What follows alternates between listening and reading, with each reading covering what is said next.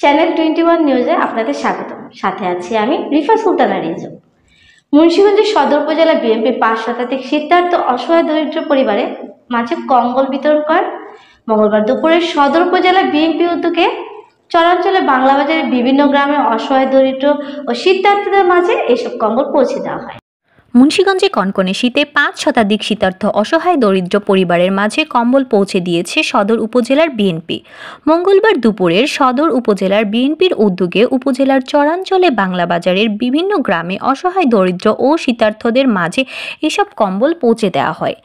এতে উপস্থিত থেকে হতদরিদ্র শীতার্থদের মাঝে কম্বল তুলে দেন পঞ্চসার ইউনিয়ন বিএনপির সাধারণ সম্পাদক মোহাম্মদ আব্দুল মতিন ও সদর উপজেলার বিএনপির সাধারণ সম্পাদক মোহাম্মদ সাইদুর রহমান ফকির।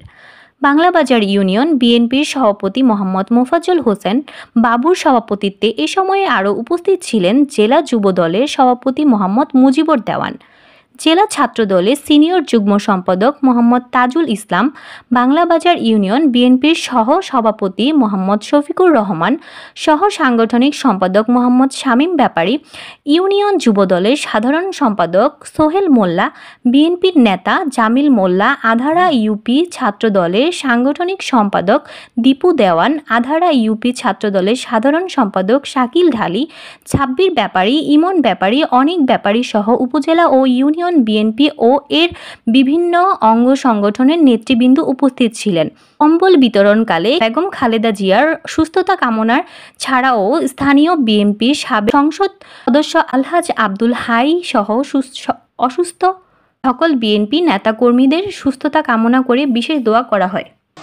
আজকে আমার নেত্রী দেশনেত্রী বেগম খালেদা জিয়া তার চিকিৎসার উদ্দেশ্যে তিনি বিদেশ যাত্রা করেছেন।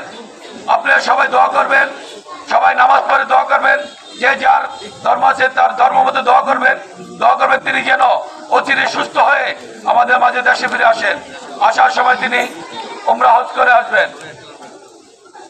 আমি আপনাদের কাছে একটি কথা বলতে চাই, দীর্ঘ 17টি বছর আপনারা দেখেছেন এদেশে দুঃশাসন, দেখেছেন এদেশের শাসন, অত্যাচার, নির্যাতন। আমরা চাই আপনাদের মাধ্যমে, আপনাদের ব্যালট বিপ্লবের মাধ্যমে এমন একটি সরকার গঠিত হোক যে সরকার আপনাদের কথা বলবে, আপনাদের কাছে দায়বদ্ধতা থাকবে, আপনাদের কাছে জবাবদিহিতা থাকবে। আপনারা যে কোনো সময় তার সাথে জবাব দিতে পারবেন যে এই কাজটি ঠিক হয়েছে, এই কাজটি ভালো হয়েছে, এই কাজটি ভালো হয়নি। এমন একটি মানুষকে আপনারা দায়িত্ব দেন যিনি বাংলাদেশের মুন্সিগঞ্জের এই বাংলা বাজারে আপনাদের সবার পাশে রাখতে পারে। আমি মনে করি আব্দুল্লাহ সাহেবকে আপনারা চিনেন, তিনি অসুস্থ, তার জন্য সবাই দোয়া করবেন। এখন মুন্সিগঞ্জের বিএনপির হাল ধরেছেন তারই ছোট ভাই জনাব মহিউদ্দিন আহমেদ। তিনি 16-17টি বছর দীর্ঘ সংগ্রামের মাধ্যমে এই মুন্সিগঞ্জকে বিএনপি টিকিয়ে রেখেছেন। বিএনপির কর্ণধার হিসাবে তাকে আমরা মুন্সিগঞ্জের 3 আসনের সর্বস্তরের জনগণের একটি দাবি এবং আমাদের সর্বস্তরের দাবি তিনি যেন এই আসনে একটি সংসদীয় আসন গ্রহণ করে আপনাদের সেবা গ্রহণ করতে পারে।